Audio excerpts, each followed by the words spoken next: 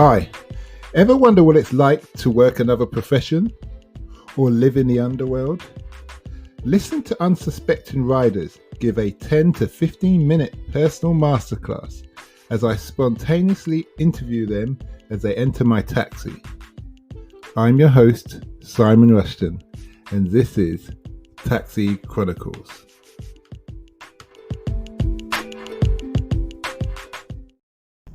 Morning. Yes, we're back with another rider, another episode, another story.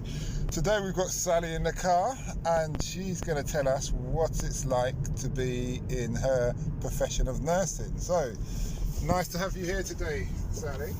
Thank you very much. So tell us, how did you get into the industry and what motivates you? So I had to retrain. I started off as project manager in digital, and then on the news and everything I saw the refugee crisis in 2016 with the war in Yemen and Syria, and I felt like I wasn't doing anything useful, so I decided to retrain, have a skill, so when the apocalypse comes I'm ready. Okay. It took me 3 years to retrain. I already had my A-levels, which I got when I was younger. You basically just need, I think, 3 C's. I'm not quite sure because I did mine quite a long time ago.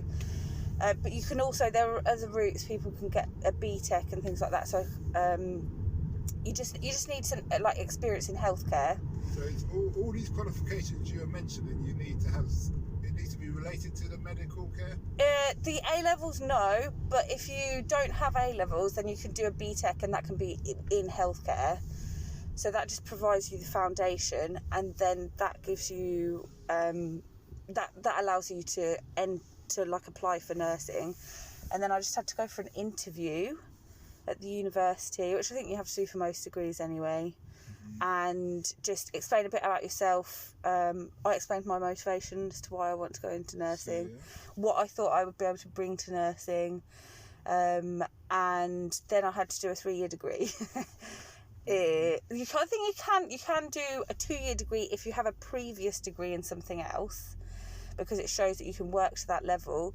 But a lot of the students who do the 2-year degree find that quite intense and don't feel as prepared and ready for life as the ones who do the 3-year degree, because there's a lot to learn about the human body. And they say it's the most complicated thing on earth. I would agree. It's I'm still learning a lot. You still learn a lot on the job, and I work at a really nice hospital with a really good team, so that's one of the benefits of nursing, is that you're always going to be part of a big team, all working together to help fix that human being that's come into your care. So it's exciting. You get a good variety of cases and people. You must have a very good heart that you were in digital project management. Yeah. And then you just decided to. Yeah. I felt like it felt soulless and empty, so I needed to do something else. Sometimes I question that decision. Just the long hours. The long hours sometimes are a lot, but actually I get so much out of it that sometimes you just need a day off just to sit and reflect on. Is it 4 on and 3 off? It varies. So mine, this week I'm working Monday day, then Tuesday night, got a couple of days off, and then Friday, Saturday, Sunday night. And then next week I've got 3 shifts. So it's I think it depends on your ward and who does the rotoring. You get a lot of time off as well. You get about 7 weeks off, just because it's so knackering. But everybody who does it loves it, so it's worth it. I hear a lot about the shift patterns. I have aunts and sisters in the medical industry. Yeah. Do you think the 12-hour shift is suitable? Or do you think it should be 8 hours, 3 shifts of 8 hours? Yeah. Well, so I have a friend in Germany who's a nurse, and she does the 8 hours, and that seems to work just as well as this 12-hour. I know it was introduced to reduce the amount of handovers that we're giving, which will reduce errors and help with continuity of care, but it's not ideal if you want to have a life. Like, if you've got kids, I can imagine it's quite difficult. For me, it's fine at the moment. But you work a lot of weekends as well, so it just means that right, if you could work 2 8-hour shifts, you'd still have your evening to go off and do something, or or your morning, whereas this just takes up the whole thing. But then that does condense your time, so then you've got more time off when you're not working. So yeah, when you're working, you're really working, but when you're off, you do get a good few days, and that's quite nice. Can you say what your specialism is? Well, so at the moment I'm working in acute medicine, which is basically the patients from A&E who are critically ill, but don't need like full-on care, like critical care. Will get siphoned off to our ward, and our aim is obviously to fix them up, and then they can head on to like wherever they need to go, like cardiology or renal unit, or we can discharge them home. So you're kind of stabilising them? Yeah. Okay, that's good. The more and more I take a lot of doctors and nurses, yeah, and the more and more I hear in these different terms and different, I do this, I do that. It's a big beast. It is a big beast. I know there's 1.7 million people employed by yeah, NHS. it's a lot. It's a lot. It's the biggest employer in the world. Yeah, it is, which I think is an incredible achievement and something that we need to take care of before the Tories tear it down. I totally agree with that. I totally agree. I don't think Boris has any good intentions. He does not, even though we saved him. So. Yeah, but, it's very true. That's very, very true. You'd have hoped he'd have a change of heart. No, he has no heart. He's that 1%, isn't he? Yeah. He's the 1%er through. Eaton. He is. Yeah. So, what have you learnt that you wish you had knew when you started? That's a good one. A lot of things, but I guess just having patience and kindness towards yourself, not giving yourself such a hard time when there are like gaps in your knowledge, because part of being a nurse is like just allowing yourself to continue to learn as you go along. You're never, after 3 years, you're never going to know every single thing. As long as you are meticulous and well organised, and really care and just take your time, then you're going to provide your patient with good care. Even if you don't know that specific area, you'll then learn about it and continue to become a better and better nurse. Yeah, I think that's it. Okay, I like the fact that there's continued knowledge. Yeah, always. Sometimes it's a bit exhausting, but it's good. It feels really satisfying. I think of the Carry On movies. I'm not sure if you remember those. Yeah. And I always remember there's a matron who was an older woman. Oh yeah. And she was like old sweat. 20 or 30 Jakes, years. I think. Does their ward have that still, like a waste senior nurse who's been in there for 30 years and all the other ones are much younger, or is it? Yes, we still have. I have a matron who is. She takes care of everyone on the ward. She has many years of experience and holds us all to a very high standard. That's good. It's good. It sometimes feels a bit intimidating when you first start, but it just really brings everyone together. Everyone helps everyone fall in and follow the processes that you need to ensure patient safety, and then she just has so much knowledge. She's great. If you ever need anything, she's there, and I think that's what a good matron does. So it's nice. It was funny having that structure, coming from somewhere where I was managing my own team, but having that support network has been amazing. It sounds quite like a military. But I think it has to be, because the sergeant is that equivalent. Yeah. It's such a, as you said, the NHS is such a big beast. You kind of need that hierarchy and structure to just to make sure things keep running. If you could fix anything in the NHS, what would you fix? Well, it's going to be the obvious one, and it's going to be the pay for nurses. I agree with that because Boris has really kicked you, isn't it? 1%, or is it a chance of 1%, but your tax goes up 1.7? Well, it's awful. And I managed to train when the government provided a bursary, so you didn't come out with loads of debt from university because the job is not well paid.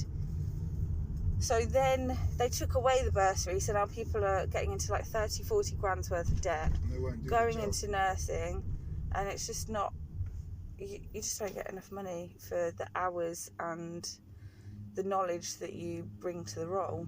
I think it's an insane, and I think it's short-sighted because nurses are leaving the profession in drones. Yeah. Oh my goodness.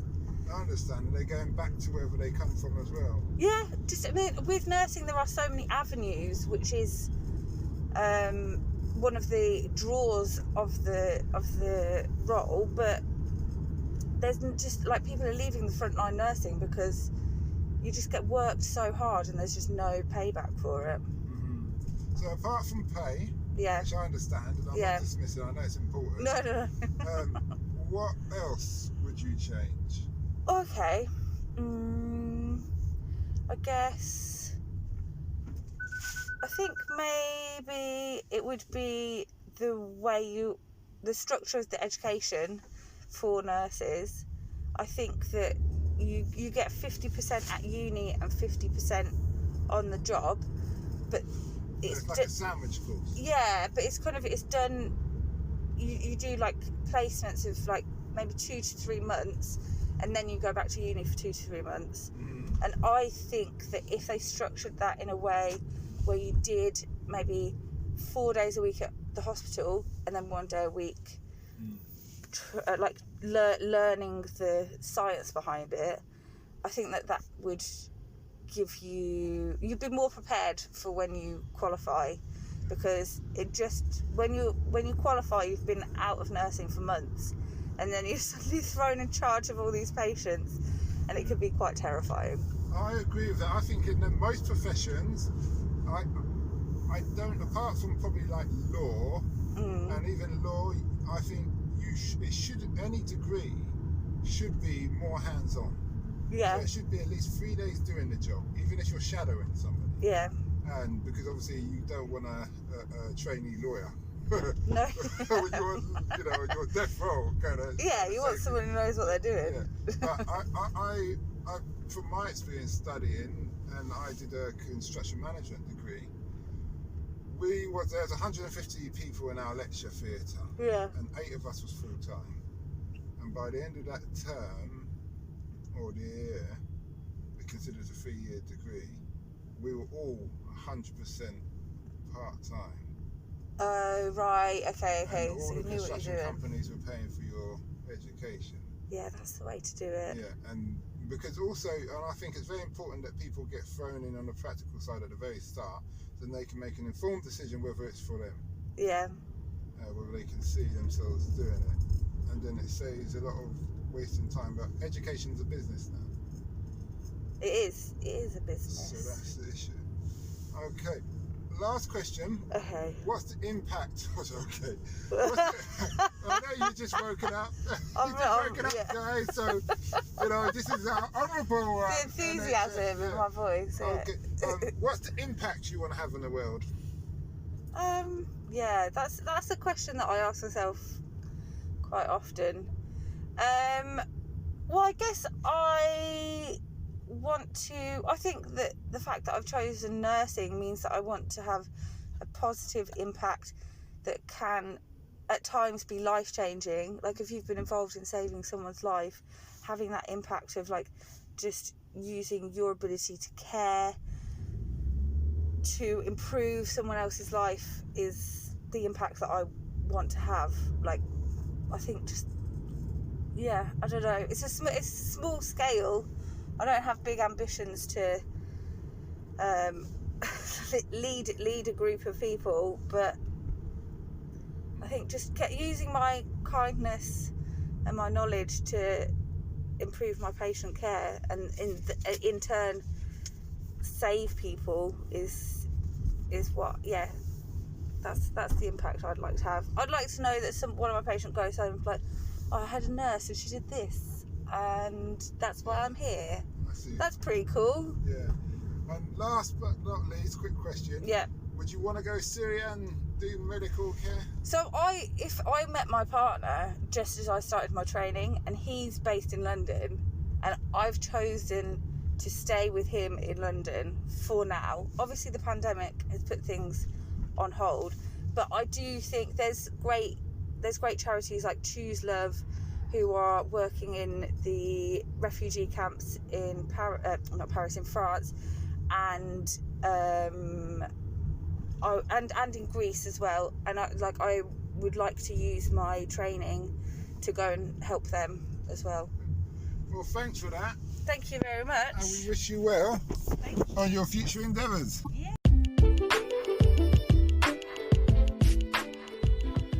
We hope you liked that interview. Don't forget to like, share and subscribe to get the latest daily episode.